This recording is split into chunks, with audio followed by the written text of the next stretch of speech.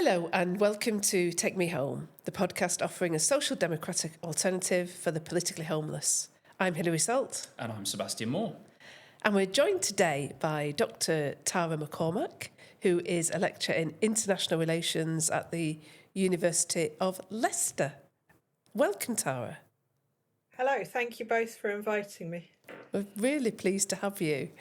And we met you at the Lexit conference that we talked about in one of our previous episodes. And I know you've always been interested in these ideas around international relations and how they fit in with sovereignty. So that's kind of what we wanted to talk to you about, if that's okay. Yeah, sounds good. So I think you suggested that we might talk about the idea of what do international relations look like in the context of the British national interest and in the context of democratic control of international relations. So do you want to maybe just start us off on that route and see where we get to? Yeah, and I just wondered if I can just jump in quickly just to say this idea of foreign policy, I think this kind of came across when we were talking beforehand via email, is this idea of, should a country have a foreign policy? What does it mean to have a foreign policy? Yeah, so maybe start there. That's probably a priori argument, isn't it, as they say? Is that right? Yeah. I don't know what that means. You have to do that first. Oh, okay. Should we have a foreign policy? Yeah, I mean, so what is foreign policy? It is, I guess, put very simply, the way in which a state will behave abroad, the policies that it'll choose to pursue and enact, and for what purpose. And for what purpose? Well, certainly in modern times, and I have quite a loose definition of modern times. The argument has been that states should be acting abroad in the pursuit of their national interests. Obviously, that raises another question. Well, what is a national interest, and how do we work it out? And that's what I want to come back to, because that's a good question. Historically, or sort of in terms of analysis and discussion, we've tended to understand national interests from a critical perspective. National interests have tended to be representative of certain group interests within a nation that are then portrayed as universal, or to be portrayed as national. So you might take an example of 19th century industrialists who would argue that policies that would suit them would be in the national interest. So that would be, I guess, how one would think about national interest critically. So there's always been a question over it. The term is quite a problematic one, because immediately one's thinking, okay, well, what does it mean? Well, historically, it's tended to be portraying specific interests as national interests. What would it mean to have really foreign policy that would be based on national interests? I guess we would have to be thinking about some kind of democratic control and oversight of foreign policy. What those policies would be, I don't know, because that would be something that would emerge, one would hope, out of debate and contestation, a real democratic debate and contestation. I think the problem for us is that in Britain, we have never had a democratic foreign policy. Post 45, and there are a lot of strands to this, so I'm going to put it in quite a brutally crude way. Since the end of World War II, our foreign policy has essentially been folded into American foreign policy, as I would argue has most of Europe's foreign policy. And we can see that through NATO, of course, also through the European Union, or the Economic Coal and Steel Community, as it was called in the 50s. The Marshall Plan, of course. So there were several strands to the way in which European elites essentially, well, hitched their foreign policy to America's, or American foreign policy essentially dictated much European foreign policy. Now, this was all done outside of the democratic realm. You know, we were not asked this. There was no real democratic contestation, for example, over joining NATO. Other foreign policy decisions, for example,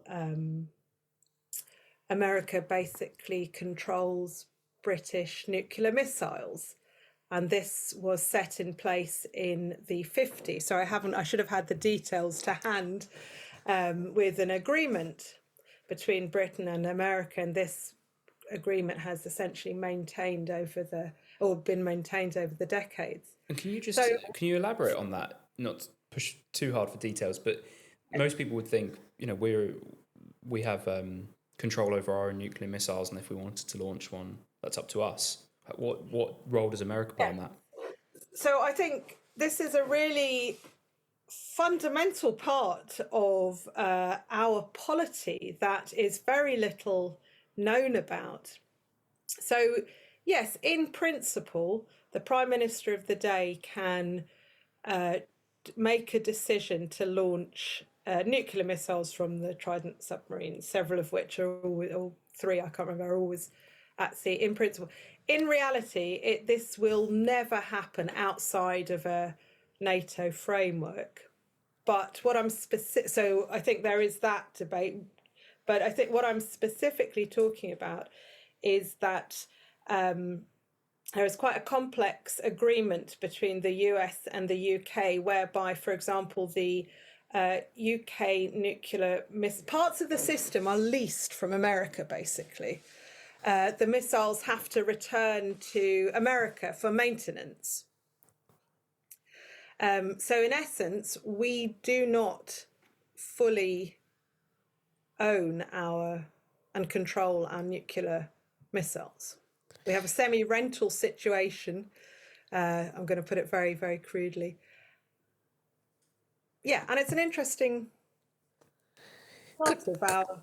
Could you not argue, though, that system of international cooperation on defence and having a kind of a global perspective on international relations has actually been the thing that has kept the peace? So if we look at a situation when perhaps that broke down, so this is not my field of expertise, but I'm just trying to remember times when perhaps it broke down in my memory. So when you look at, for example, when Yugoslavia was breaking up and different European powers like Germany and the UK perhaps took different sides in some of those local conflicts, that was when things got very much to the state where you kind of saw different European states perhaps pushing up against each other, which to me feels more scary and you know, more potentially international conflict causing than when you have that kind of international cooperation. Yeah, I think that probably is a different. That is a good point about Yugoslavia. You definitely did see quite a bit of contestation, and I think one of the problems around the Yugoslav breakup and was that it was highly internationalized from the start. Again, often this is something that's just not understood or discussed. But I think in terms of, you know, is it not a positive thing to have an international perspective? Well, I think, yes, in a different world. But I mean, the reality is that NATO, for example, is a specific vehicle used by the American state to maintain hegemony over the European continent. For example, we can see that there's a lot of discussion, which won't happen, But there's, I think, a bit of sort of propagandistic discussion from Europe, that has run throughout the 90s. Europe needs its own fighting force and so on. But who would control that? I mean, you couldn't have, in an ideal world, you could have a genuinely neutral fighting force. But in reality, any significant military institution is essentially dominated by powerful states. And I guess, again, it's obviously this is a very complex question, thinking about what happened during the Cold War. Did NATO maintain the peace? I mean, that's very debatable in terms of how one understands Cold War history, thinking about NATO's role, certainly in the early days of the post-war period, essentially putting down uprisings in Italy and Greece, establishing a very specific form of economic and political order. And of course, one can argue, well, that was better than the alternative. I guess that's always the... Yeah. So I wouldn't particularly argue, I guess, that international consensus leads to resolution or peace. I mean, I would look actually at the extremely strong consensus in terms of the Russia-Ukraine conflict. And interesting to compare that to international responses to Israel. But again, that might not be something we want to do.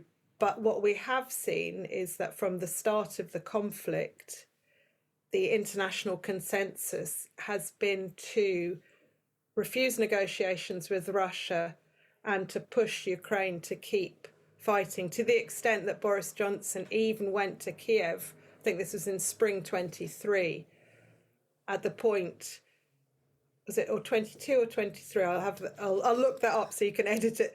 When Boris 22. Johnson went to Kiev, there were negotiations occurring in Istanbul between Russia and Ukraine, and Boris Johnson essentially was sent to Kiev to say, well, you might be ready to stop fighting, but we're not. So I think there's a lot to think about in terms of, yes, what are the consequences of an international consensus, and essentially who's managing that consensus? And I don't mean that in a trite way, but once we start to think about how the international order works and how power works within that, I think it's very hard to believe, or I think it's doubtful that there is possibility for some kind of neutral force.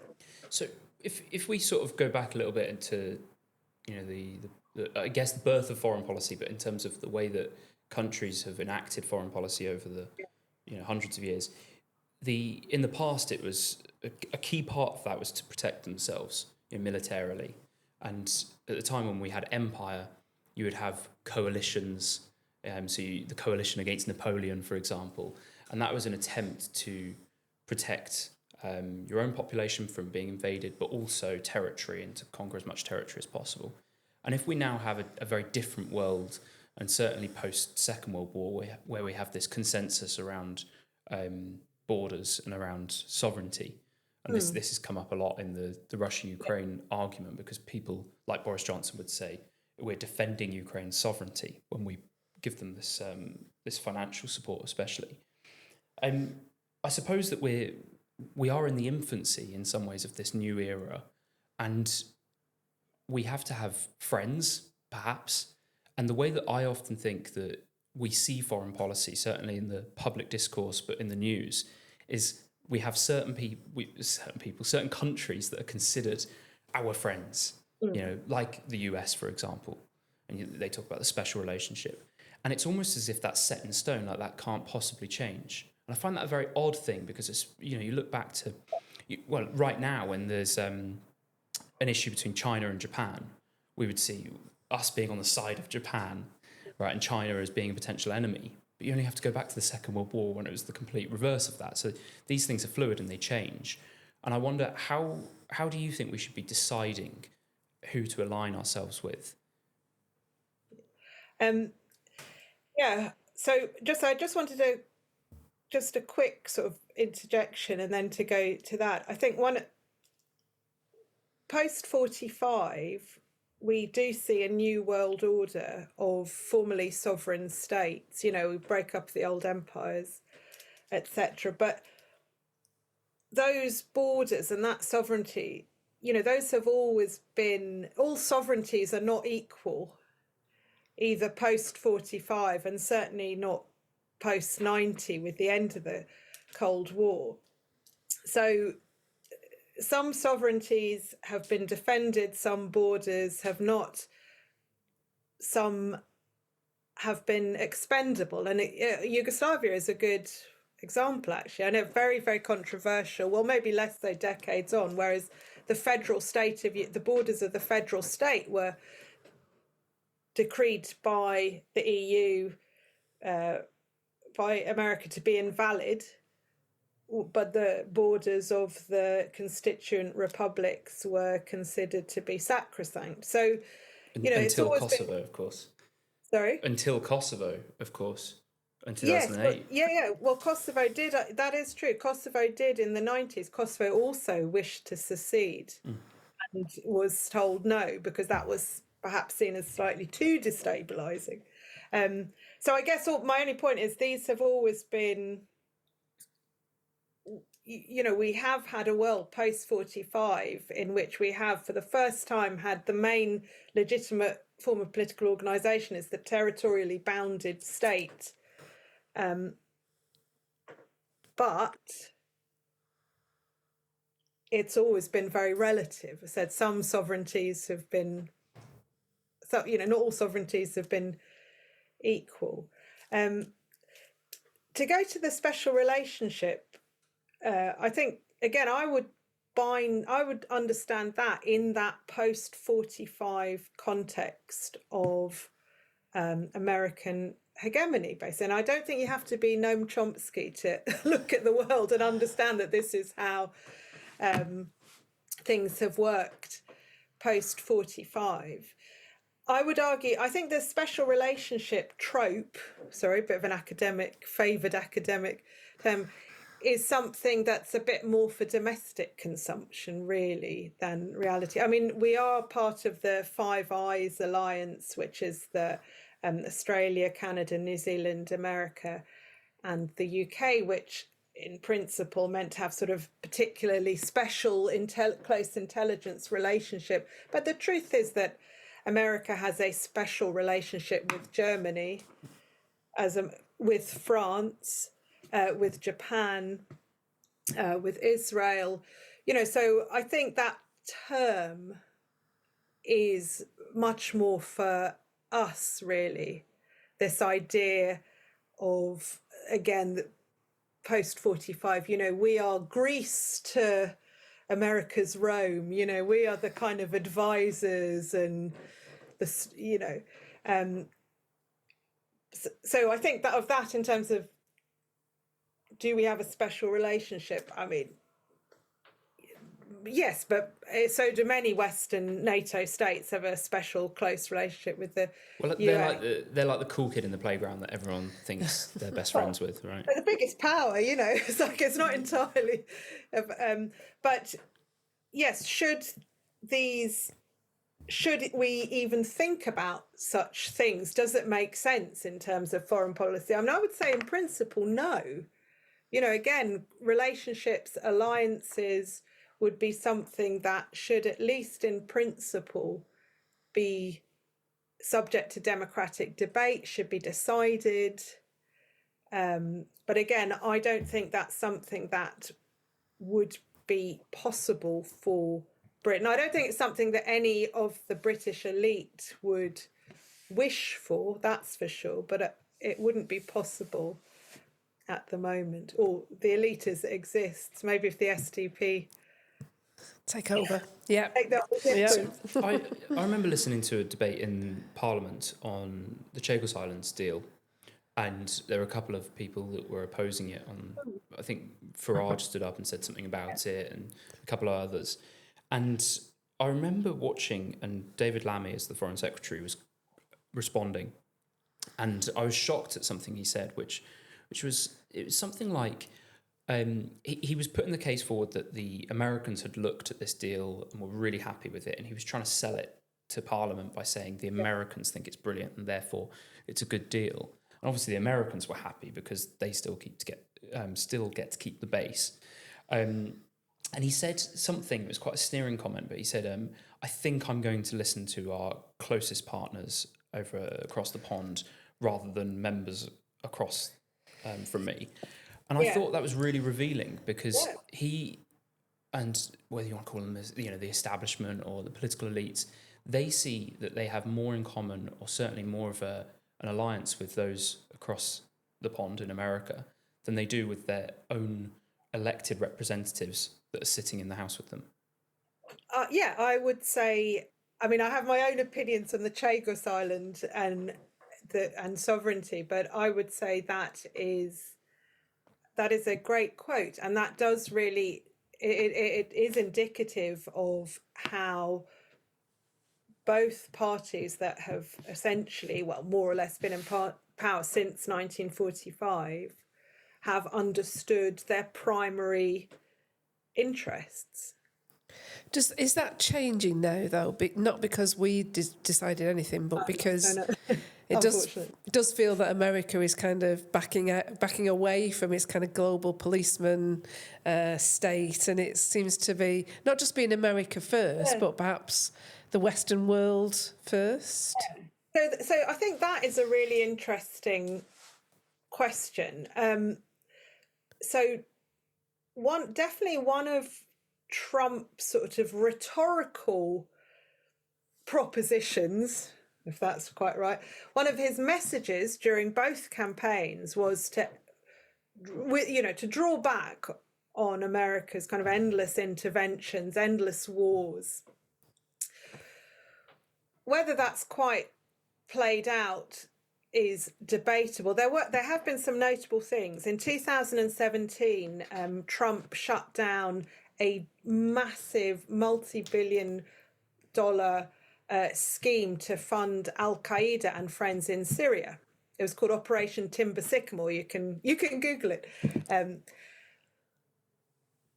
he'd always been a critic of America's role in the Syrian conflict. Now, of course, Al-Qaeda runs Syria, and we're all friends with al-Jolani, but that's a topic for another day.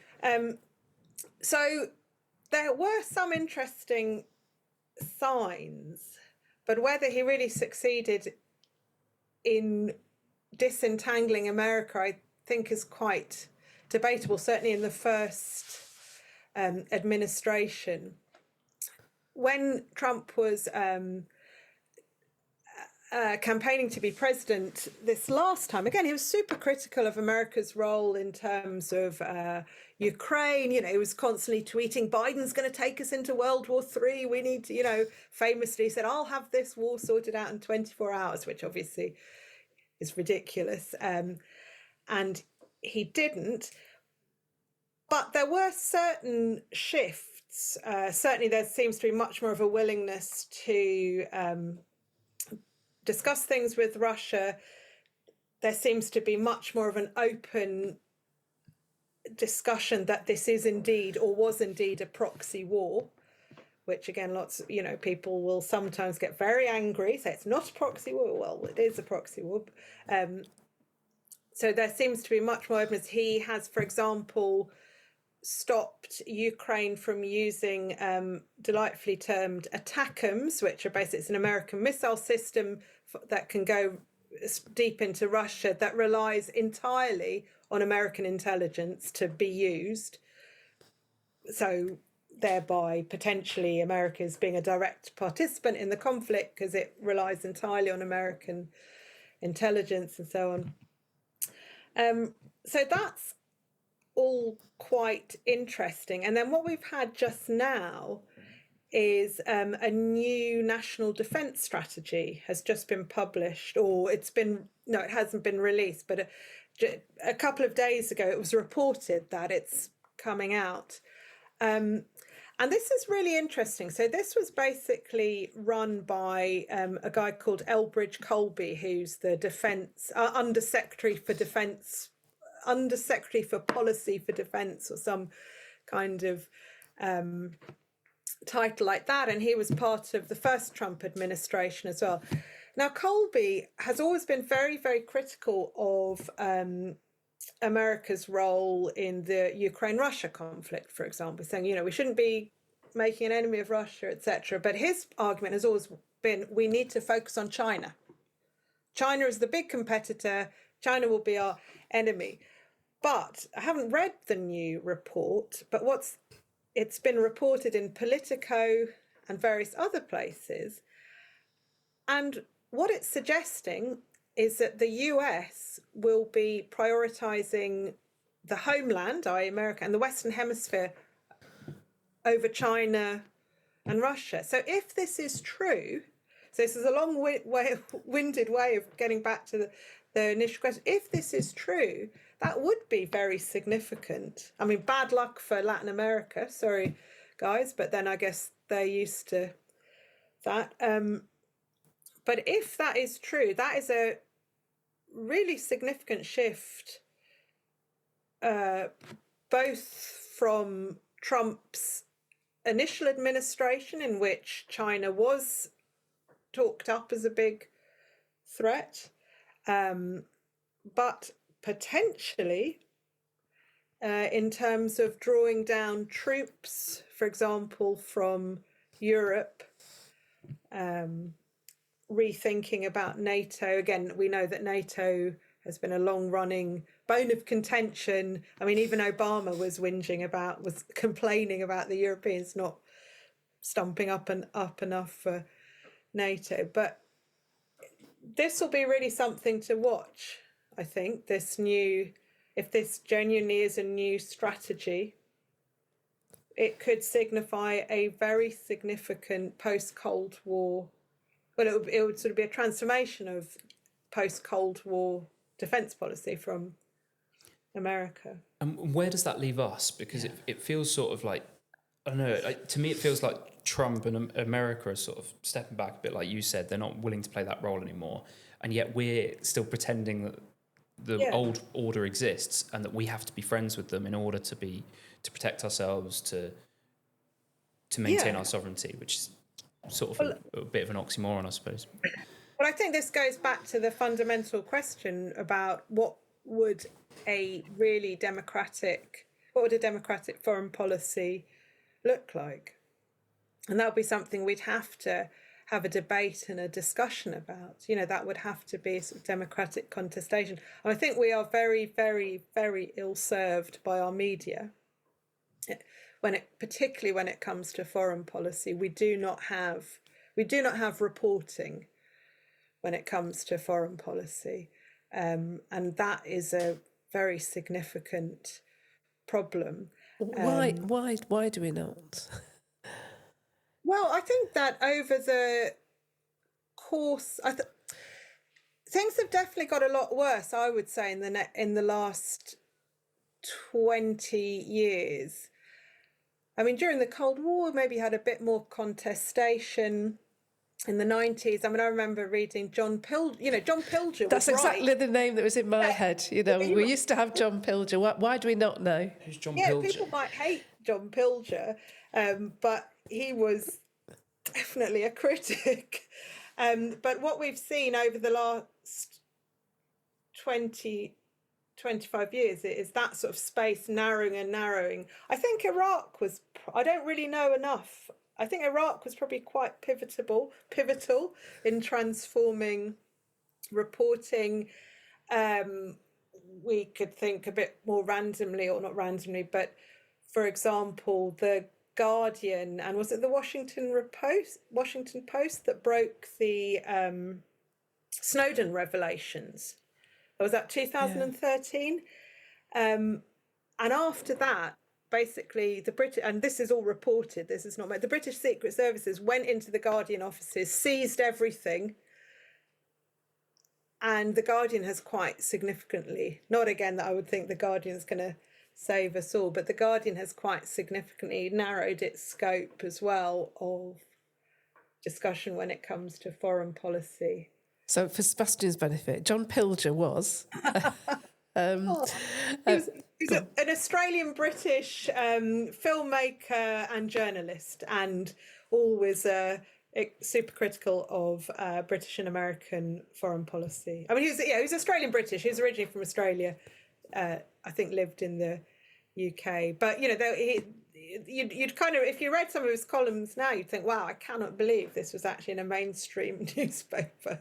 But critical in a knowledgeable way, not critical in the kind of, the very knee-jerk way that many of our journalists are now, that is not very well informed. Yeah.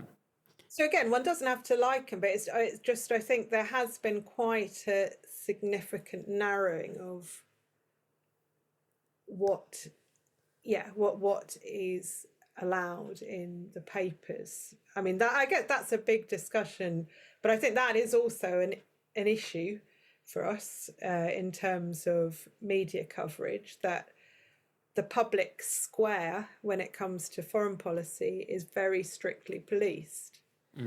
Yeah. And I'm just trying to imagine in my head what democratically controlled foreign policy looks like. And this might sound very sniffy and a bit anti-democratic, but I would just worry that it either looks like intervening in every humanitarian problem around the world, or it looks like Little Britain, we're not doing anything.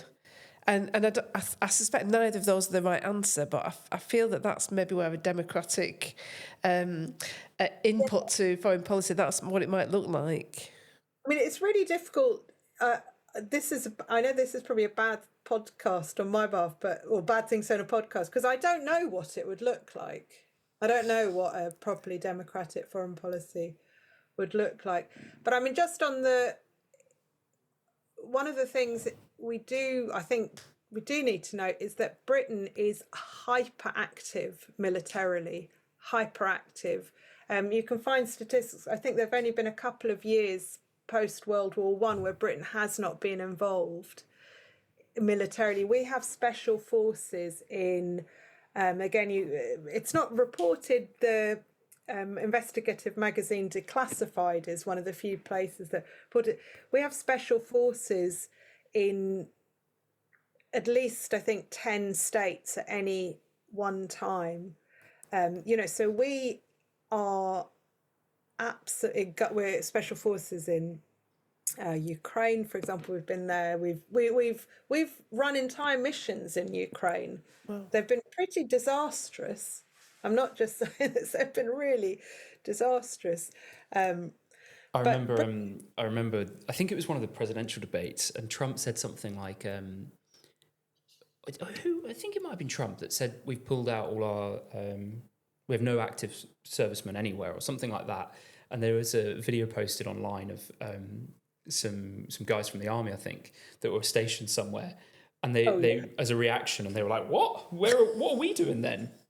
But you're right that it's a lot of the time the ones that get reported about the conflicts, Iraq, Afghanistan. There are a lot more that we don't even know about, or when they are reported, it's pushed under the carpet a little bit, where we do have a presence in many different parts of the world, and especially America. I mean, we're not a big player compared to America. Oh, no, absolutely. I mean, American Special Forces, I mean, this is because America has a little bit better democratic oversight of many of these covert methods. So the last 10 years have been, as one academic has called it, the golden age of special forces. States have increasingly been using special forces, particularly America. Has been a massive expansion of the use of special forces. Mm-hmm. So just to go back to that, I think, one of the things that we don't really understand in Britain about our own country, about our own foreign policy, is that we are one of the most militarily active states. So what we're told is that, not necessarily by government, but by the people who are critical of our current defence position, is that we have a tiny army. We've not got enough people to really do anything anywhere. We've got 75,000 people in the army. Who wouldn't fit in that stadium behind Exactly, us, yeah. Old Trafford. Yeah. It's just not big enough to do anything. And those people who perhaps are the hawks might say, you know, we really need to beef up our defence capability. But you're saying we've got all these special forces that presumably aren't included in that 75,000 who... No, but that is but both are true. Okay. Yeah. You know, both are true. Yeah, we have a very small army, and you know, we can go around, as did happen, you know, with say, yes, we need to be ready to fight Russia, China and Iran all at once. Okay, what, with our handful of soldiers? So both are true. So special forces, again, this is quite separate. Special forces are, I don't mean this, special forces are a sort of cheap option, because they aren't democratically overseen or scrutinised. When you send off soldiers to somewhere, we know. Mm-hmm. And this is also why America likes them. So you can pack off your special forces. There's no democratic oversight. When special forces die, it's all covert. So they are increasingly a favoured option. So both are true. You know, we are an extremely militarily active state in terms of using special forces, air power, etc. But it is also true that our standing army is very small. Okay. Yeah. I guess for us as Democrats, the question is, well, what do we want to spend our money on? Yeah. I think it's really interesting, this idea of democratic accountability when it comes to foreign policy, because I think it's the one area where you can really test it's like a litmus test for how much of a Democrat you are. And I think even us, I think you can sense that we're sort of like, okay, how democratic can you be with something like foreign policy?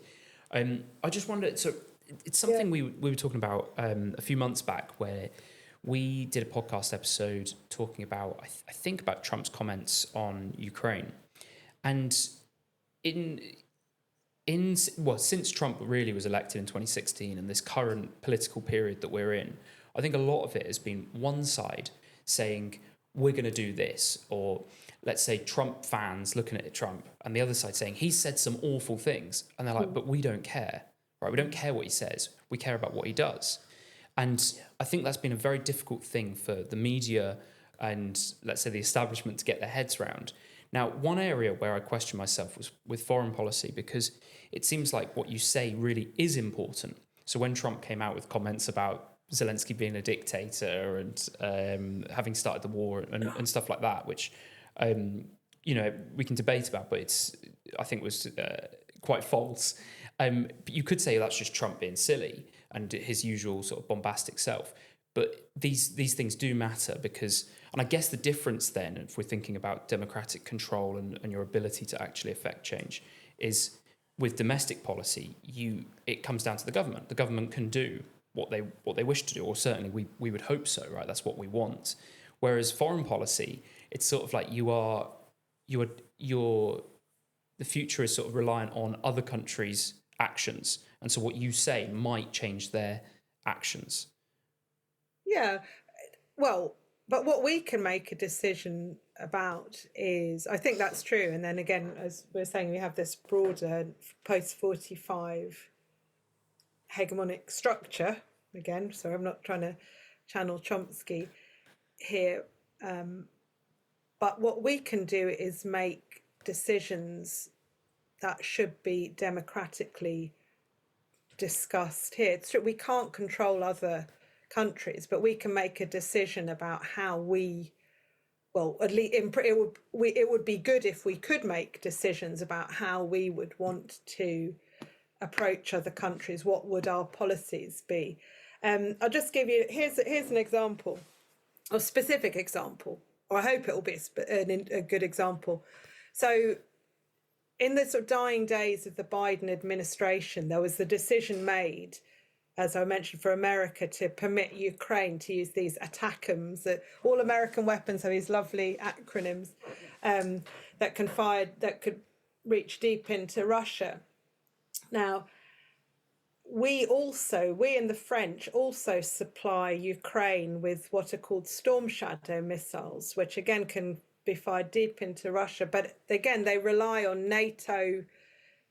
It relies on NATO intelligence, NATO data, satellites, etc., to be used. So again, potentially signifying Britain becoming a full participant in the conflict. Now, I remember the debate, it was kind of quite feverish, or not, but it's feverish about, will America allow Ukraine to use ATACMS? And linked to it was a French-British decision whether to allow Ukraine to use Storm Shadows missiles. But what was interesting was that this was not a question put to Parliament, but literally Starmer went to Washington to discuss it. And I think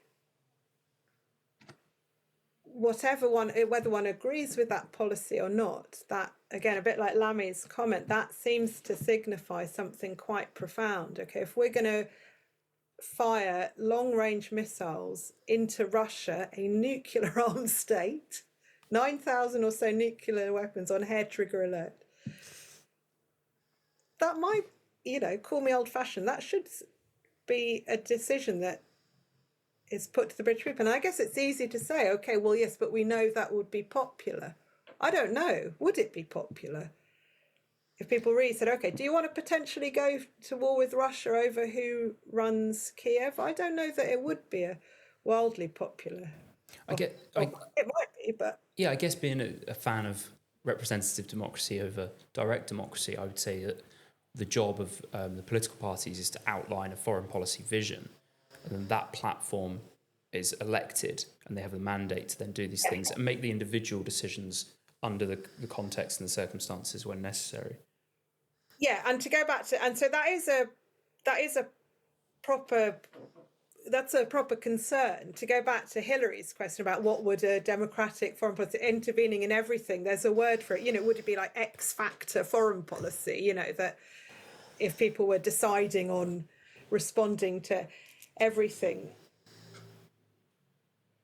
But I still would argue that many aspects of our foreign policy are not discussed democratically. So whilst I agree with how you frame representative democracy, of course, the government cannot ask people about everything, and we don't live in Switzerland.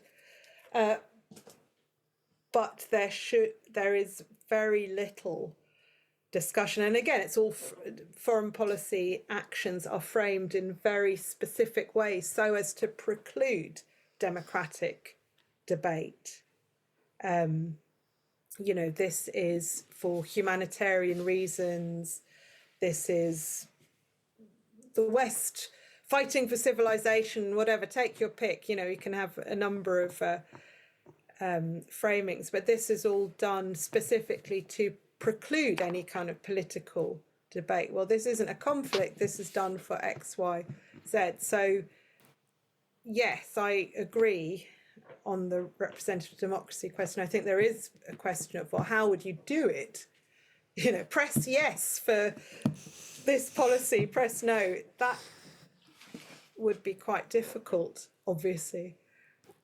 But at the same time, there is such a lack of any kind of democratic debate. And there should be some decisions, surely, such as sending missiles into a nuclear armed state, that if Brexit merited a referendum, potential conflict with a nuclear armed state there's a whole discussion about parliamentary war powers as well, which was something that slightly raised its head for a few years and then was stamped down. We're opening loads of doors here. I think We it's are. just And Yeah, absolutely. no, Time, that's why I so- said not to go I think into it's, that. no, it's absolutely fascinating. It just shows there's so many avenues to explore. I just wonder, because I think we would say as a party, the SDP, we are sort of non-interventionist, Yep. but also internationalist in outlook. Do you think that sort of platform could be communicated to the British people? Yes. Yeah. I think yes, but I think the first step towards being internationalist would have to be in terms of getting more of a hold on our own foreign policy. We have to work out our own policies, try and think about how can these be made more democratic without, having to have a referendum every day, before we can then look out into the world and think, okay, well, what is it that we want to do? What is it that we can do? I mean, yes, but probably it won't be a shock from what I've said. My sentiments would definitely be on the non-interventionist end. So I suppose that's a plea for at least more public discussion and potentially more parliamentary discussion on defence, international relations more widely. And things being on the table, like our relationship with the US, let's discuss that. It seems like it's something that people are just completely unwilling to discuss in the media as if it's a complete given, whereas the conversation today shows that you can discuss these things and have, if it's a good policy, then you should be able to get some sort of democratic consensus for it. Yeah, agreed. Yeah, but I think that's true. But I think, what we do see is less and less discussion, as I've said. Or just for example, it seems to be that America has now placed nuclear missiles back in Britain. Yes. We all know we can all remember that. Well, not all of us. The Greenham Common, the big conflict over American missiles, which were eventually removed, and now it seems that they have been brought back, and there is zero discussion. Yeah. There is zero parliamentary discussion. And again, you might think that's fine. And to go back to your point, if that's a good policy, make it public. But the government don't want to make it public. They're thinking, God, we're not going to rerun Greenham Common. Heck no. So zero discussion in Parliament. And that's also a significant problem within our Parliament. I don't think anyone is more critical of the British media than I am, but what are our representatives doing as well? So that's a really big that's an interesting kind of contemporary issue that is happening with absolutely zero discussion. You kind of undermined me a little bit there, Tara, because we do try to finish on a slight positive. Sorry. And talking about solutions rather than all the negatives. So I'm going to try again to bring us round to... I think there is a debate and a discussion and a fight to be had about how we make sure that some of these things are on the table and how we can make sure that they are discussed and debated with the British public. Absolutely. And I think you've mentioned it a couple of times, but the national interest, we interviewed Philip Cunliffe a month or two ago. Yeah. And a lot of this sounds very Cunliffian. We like that. I've known Phil for a long time, so I won't flatter him by saying that. Great. Good. Thanks, Tara. That was really, really interesting. I think one of the more meaty topics that we've tackled over the past few weeks. So I'm sure people might want to listen to that a couple of times to really get their heads around some of those things. So moving on to Culture Club. And I think you want to talk about something a bit less intellectually challenging, don't you, Sebastian? You've been babysitting. I have. I've been babysitting my niece and nephew this weekend. And this is just a small addition to Culture Club because I thought it's Australian, but I think it says something positive about culture because I'm quite negative about the way we're going culturally often. So this is a show called Bluey. Are you familiar with Bluey, Tara? my child is just a little bit too old for it. So when Bluey, he was past it, but I am familiar with the cartoon. Yeah. I don't think anybody is too old for Bluey. I don't know about it at all, I'm afraid. I'll have to research I put it this. on. It's like it's the sort of thing they watch in the evening just as they're winding down before bed. And I find I put it on thinking, right, I'll leave that with them and then I'll go do some work. And I find myself watching it, 2 or 3 episodes later, and I'm still hooked. So it's very short episodes. It's about a dog called Bluey, who has a younger sister, and it's about their family of dogs. And there are really positive messages, and it's not soppy. That's what I like about it. Mm-hmm. It's not sort of cliched soppy messages, but there's life lessons, and there's some really good parenting on show. And I think often the TV depictions, certainly TV shows that you see, I don't know whether it's the Real Housewives of Cheshire or something, but it's often you turn TV on, or when I'm at the gym, I see it on the screen, I just think, is this what people are watching? It's so negative, and everybody's sort of out to get each other. And so to watch a show with good messages, I think is really lovely. And it's also an indication that I think we can have rose-tinted glasses, and I think that the TV I was watching when I was a kid was the best, right, when I was growing up. But actually there's some really good stuff being made, like Bluey. Okay, I will have to make an effort to watch that, Sebastian. It's I confess, it passed me by. And it's got a very addictive theme tune as well. Oh, right, okay. Give us a bit of a blast. Okay.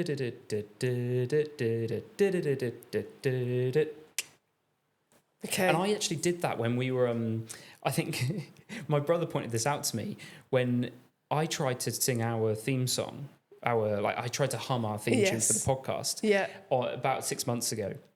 My brother texted me and said, "You realise that was the Bluey theme tune?" I was like, "Oh, okay." Okay, great. Well, talking about retro TV, Tara, you wanted to mention a retro TV topic, didn't you?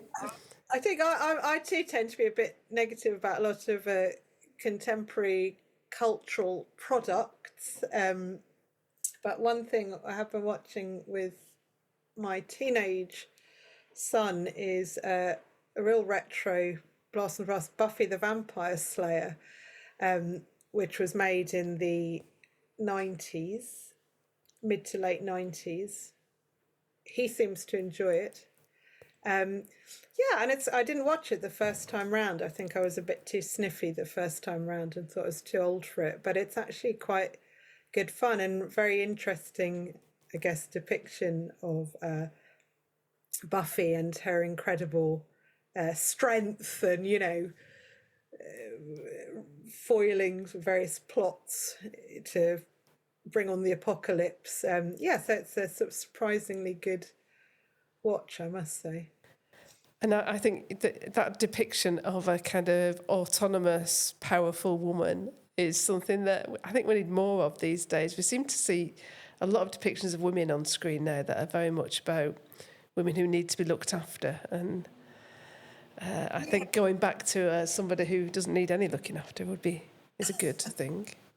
Well, actually, I haven't really looked into it, but I might do a bit more because now I'm into Buffy. There's a reboot happening of Buffy the Vampire Slayer where I think she's going to be portrayed as very introverted, because in the original series, I think that's part of the whole joke. She's quite a bubbly blonde in many senses, but she's also a vampire slayer and can kick demons' butt, and is extremely strong. But she's called Buffy, and she's this sort of light, bubbly blonde. So there's that sort of juxtaposition. But yes, apparently in the reboot she'll be portrayed as very introverted, which perhaps symptomatic of our times. Indeed, yeah. As you're speaking then, Tara, we had the usual Manchester background noise of thunder and lightning and very, very heavy rain. So apologies to viewers and listeners if you can hear that in the background. It's one of the things that we have to deal with in Manchester. There's some workmen on the roof of Tesco just outside our office window, and when the rain started I saw them running across the roof to try and get some shelter. It's a lot going on around our office. Absolutely. Okay, your item for Culture Club. I just wanted to mention Moulin Rouge because I think last time we did a podcast, I was saying that I was dashing off that evening to see Moulin Rouge. I think I've mentioned it in passing. So a little report back in case people were wondering how it went. And it's a musical. This is a musical. It's the Baz Luhrmann film. Oh, And based this on a is film, right. yeah, and this is the on-stage musical version of it, which has some extra songs in it. And what was it about? So it's Moulin Rouge, which is the kind of nightclub, the French Parisian nightclub, and there's an evil baddie, and there's a good male lead as well, and obviously it's a kind of play-off between those. I don't want to give any spoilers away, although it's probably very obvious how it's going to end up. But there's loads of songs in it, and the thing that I thought was great is that there's songs from so many different generations. I took a friend with me who's not a musical fan at all, and she was very, very nervous about going and thinking, I'm not going to enjoy this at all. And she absolutely loved it. So there's things like T-Rex, Children of the Revolution, right up, and then through things like Your Song, Elton John, right up to the present day, and Adele and things like that. And it's just got so many, such a wide range of music in it. And there's lovely dancing and costumes and everything that you want from a musical, really. I love a musical. So we had a fantastic night out at the Palace Theatre in Manchester. It's touring, so if it comes to somewhere near you, do go and see it.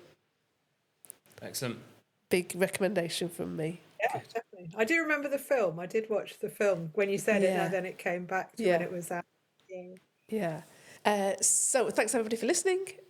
See you again next week. And as always, follow the show, recommend the show, like the show, subscribe, and see you next time. Thank you very much.